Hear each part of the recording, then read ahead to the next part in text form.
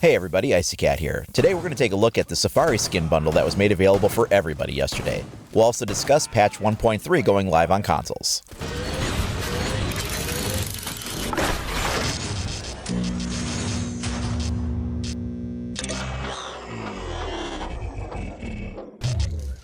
Let's take a look at the skins that are available in the Safari bundle. First up, we've got the zebra skin. Next on the list is one of my favorites, the tiger stripe pattern. Very cool, very eye-catching. Let's follow that up with the snake pattern. This looks really good on a lot of guns and kind of goes with the EOTech sight since it's kind of that olive color in the first place. Next up, we have the elephant skin pattern. Not one of my personal favorites, but it is one of the collection. We also have the gold camo. This is a really cool one. It throws a lot of good reflections and kind of, interacts with the lights as you run around in really neat and interesting ways. And finally, we have the leopard skin camo. This is a really neat one too, but I think it looks great on some guns and on other guns so. And I think that's going to be the case for each of these. In the background here as I talk, I'm just going to have some gameplay footage. Some of it's me playing Terrorist Hunt. Some of it is doing just the regular multiplayer matches. Not all of it are things that result in kills. Some of it is just showing me, moving around while I'm holding the weapon just so you can sort of see what it looks like. If you're a Season Pass holder, you get these skins for free. They're included in your Season Pass. Some people may have already been playing with these skins for a while because some of them were included as pre-order bonuses. For instance, I had access to the leopard skin and the gold camel skin as part of my pre-order bonus. I saw some other people using the tiger stripe skin before this came out, and they were, that was their pre-order bonus. So some of you may have had access to one or two of these, but now they're all online. The reason that some of them were available before others is that it was like a regional thing. I think it was like a week ago they went online for certain parts of the world, and then yesterday they came online for consoles in North America, and so now kind of everybody has them. We're also seeing the same thing with the patch update. So last week, patch update 1.3 went live for the PC, and due to Sony and Microsoft's certification for changes to content, it has to go through their approval process first. So now today, we'll see that patch update go live. Now, if you want to know more about what's in patch update 1.3, take a look at my video. I've put the link here on the screen. You can follow that and check out more detailed information as I explain what's all in that.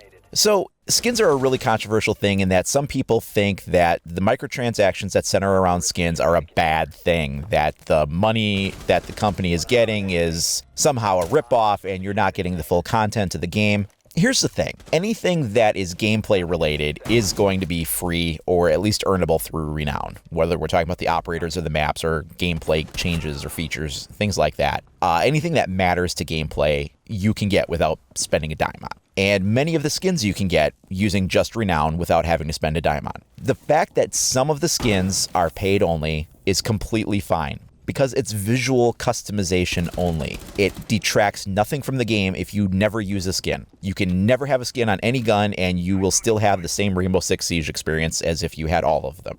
It really doesn't matter at all. And if you're not satisfied with the huge variety of ones that you can get through earning with Renown, don't complain. If you don't want to pay for the skins, don't pay for the skins. There's no loss at all. It is a complete win-win.